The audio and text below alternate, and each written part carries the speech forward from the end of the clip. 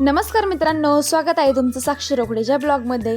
तर आज long video तुमच्यासोबत शेअर करण्याचं कारण म्हणजे ना, गावाला आले होते मी आणि शहरात असल्यावरती जर मी कधीच लॉंग व्हिडिओ घेत नाही, तर आज तुम्ही माझा लॉंग व्हिडिओ पूर्ण लास्टपर्यंत नक्की पहा. तर आहे ना, आज मी इकडं शेंगदाणे फोडायचं काम चाललं होतं. पण शेंगदाणे फोडायचं 2 घमेली म्हणलं ना, तर 2-3 तास तर नक्कीच लागतात दोघीजणींना. त्याच्यामुळे आम्ही आता ही छोटीशी मशीन आणलेली शेंगदाणे फोडायची, मम्मी याच्यामध्ये टाकायला होती आणि मी ही मशीन चालवायला होते. व मी इकडं आला होता दाखवायला मम्मीला की मला आहे ना हा शर्ट घ्यायची, ही पॅन्ट घ्यायची. त्याचं तेच चालू होतं 2-3 दिवसापासून. पण त्याचं काय मम्मी ऐकत नाही, पप्पा ऐकत नाही. आता काय करतोय काय माहिती तो. त्याच्यानंतर मग मला कुट्टी वगैरे टाकायची होती आणि ना ओमना कॅरेट घेतलं होतं ओमनी बसायला. तर ह्या घमेल्यामध्येच मी कुट्टी टाकत होते. घमेल्या म्हणजे हेच मोठा टप आहे. मग एवढा मोठा टप आहे ना, प्रत्येक गायला एक एक टाकायचा आणि परत थोडी उरलेली कुट्टी ना ती परत सगळ्यांना थोडी थोडी टाकायची. इकडं गाया तर टाकायला लागले गायांना. ही गाय इकडं सरकत नव्हती, काहीच नव्हती. आणि 2 वासरं तर एवढी आरडत होती, त्यांच्या पुढं फार कुट्टी टाकली तरी आरडत होती. त्यांना असं वाटतं की यांनी ना 2-2 कॅरेट टाकावा. आणि कुट्टी थोडी ओल्ली झाली होती, त्याच्यामुळे जरा ना गाय खात पण नव्हती ते बारकं वासरू. कारण की जे पावसाचं पाणी ना ते शेडमधून जरा आतमध्ये येत होतं, त्याच्यामुळे मग ते कुट्टी जरा ओल्लीच झाली होती. त्याच्यानंतर मग मला शेण वगैरे टाकायचं होतं आणि पाऊस तर बाहेर एवढा चालू होता ना की सांगू शकत नाही. मम्मीने ते दुपारपर्यंत ना गवार तोडली त्यांनी. त्याच्यानंतर मग ते घरी आले होते, जेवण वगैरे केलं आणि आम्ही लागलो शेंगांचं काम करायला. मम्मी आणि ओमी ना इकडं शेंगा फोडायचं काम चाललं होतं, म्हणजे तेच मशनीने फोडायचं. तर मी इकडं शेण टाकत होते. इकडे तुम्ही पाहू शकता 2 वासरं कशी बघा त्यांच्या पुढं कुठे टाकली तरी पण त्या दोघांचं काय काम चालू होतं काय माहिती. नुसतं आरडत होतं, ते पडायचं तर नुसतं आरडत होतं आणि हे इकडं काय बघत होतं काय माहिती. व्हिडिओमध्ये पोज देत होतं का काय माहिती. आणि त्याचं पोट तर तुम्ही पाहू शकता. मी इकडं शेण टाकाय आलते बाहेर, पाहू शकता इकडं पाऊस आत्ताच बंद झाला आणि एवढं भारी वातावरण झालं होतं ना. या व्हिडिओमध्ये ना सगळं बॅकग्राऊंड दिसत होतं, एवढं भारी वाटत होतं ना. आमचा अख्खाच्या अख्खा उखिंडा दिसत होता. मग नंतर जेवढं शेण राहिलं होतं ना परत तेवढं सगळं शेण टाकून घेतलं. ह्या 2 वासरांचं काय झालं होतं काय माहिती, त्यांना फार खाऊ वाटत नव्हतं काय नव्हतं, नुसतं आरडत होती. आणि ओमला तर त्यांचा आवाज तर फार सहन नव्हता होत. पण ते मुख्य जनावर त्यांना काय किती खावळं काही केलं तरी काय समजणार आहे. त्याच्यानंतर दुसरं घमेलं शेण राहिलं होतं ते पण टाकून दिलं. शेण टाकून झाल्याच्या नंतर ना हातपाय धुतला आणि मम्मी आणि ओम संग गप्पा मारत होते. ओमचं तर एकच चालू होतं, मला शाळेचा नवीन ड्रेस तर घ्यायचा प्लस नवी कपडे पण घ्यायची. इकडं परत वारं चालू झालं होतं, आता परत पाऊस येते काय माहिती. या वाऱ्याचा आणि पावसाचा काहीच इकडं अंदाजच नाही, सारखा पाऊस दिवसभर ना लागूनच राहतोय. त्याच्यानंतर ना मग इकडं रॉकी बसला होता, त्याला पाणी दिलं. कारण की ना त्याला जर का पाणी नाही दिलं तर तो पेतं नाही काहीच नाही. त्याला आम्ही 5-6 वाजता सोडितो, कारण की ते ना लई चावायचं काम करतो माणसांना. ओमला म्हणलं शेंगा फोडायचं काम करू लाग मम्मीला, तर तोपर्यंत मी तुझं काम करते. तर तुम्हाला म्हणलं टिपाड पण भरव आणि हिटर पण भरव. पाहू शकता ह्या हांड्याने ना आम्ही गायांना पाणी पाजतो टिपाडामधून. इकडं बादलीने काय आम्हाला उपसत वगैरे नाही. पण ओमचं काम आहे ना एकदा अजिबात चांगलं नव्हतं चाललं. मम्मी म्हणत होती ओम काय कामं करत नाही काहीच नाही.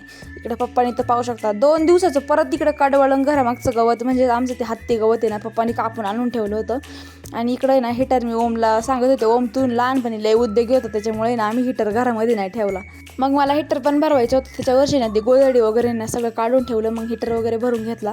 हिटर भरवायच्या वेळेस ना जर का ते फुल हिटर झालं आणि त्याच्यावर लक्ष नाही ठेवलं, डायरेक्ट नळी बाहेर पडते. म्हणजे चांगलं काम येते, लगेच समजतं तरी नळी बाहेर पडली का असं समजायचं हिटर भरलेलं आहे. इकडं पाहू शकता आमचं हे जुनं घर आणि त्याच्यासमोर झाड एवढं भारी वाटत होतं ना.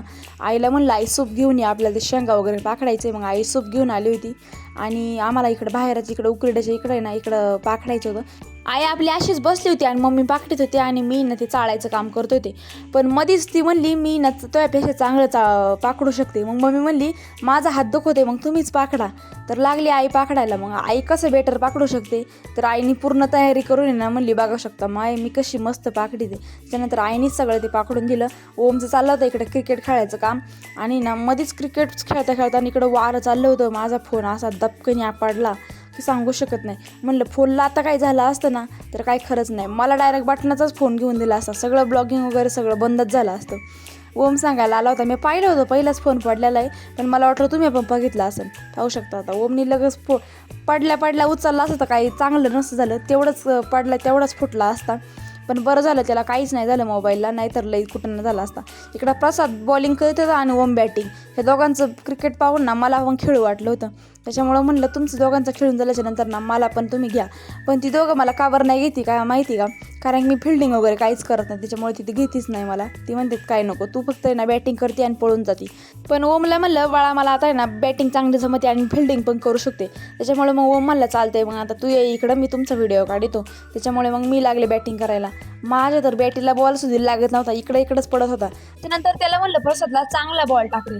त्याने टाकला आणि मी डायरेक्ट इकडं दुसऱ्या वावरामध्येच पाडला. पण फिल्डिंग करायला तर आमचा ओम गेला. त्याच्यानंतर ना ओमनी बॉलिंग करायला लागला, इकडं मंगला याला बॉल. त्याच्यानंतर परत बॉल टाकला, ते दुसरीकच गेला आणि तिसऱ्यांदा बॉल टाकला डायरेक्ट मम्मीने यांच्यापाशी गेला.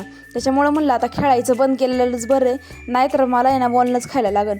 इकडं डायरेक्ट माझ्या स्टंपला बॉल लागला तरी मी आऊट नाही दिलं. पाहू शकता कशी माई दहशत. त्याच्यामुळं म्हणलं बास आता माय खेळायचं बाद झालं.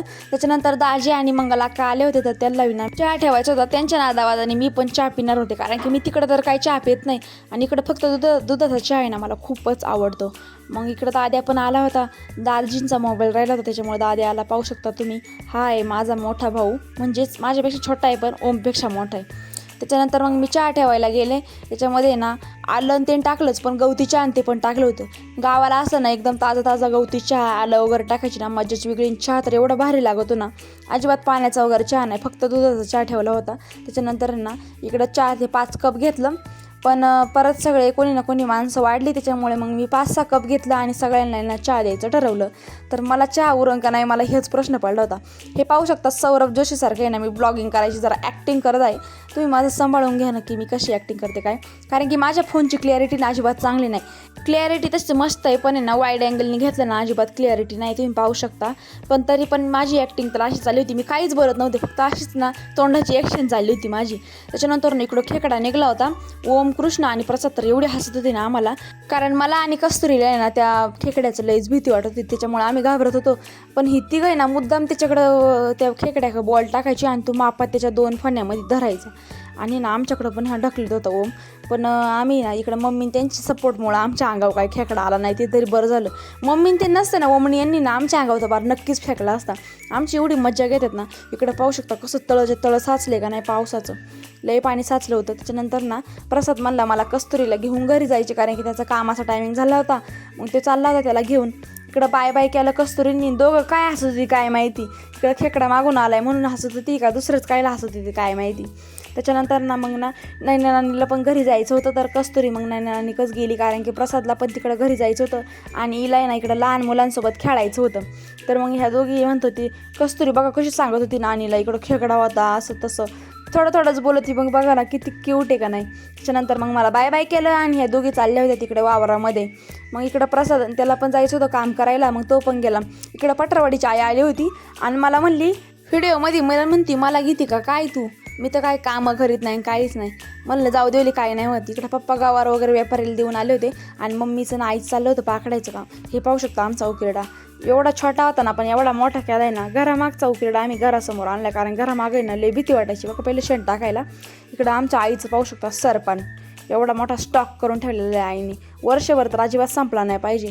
अशा प्रकारे मी माझा ब्लॉग इथेच एंड करते. व्हिडिओ आवडल्यास लाईक करा.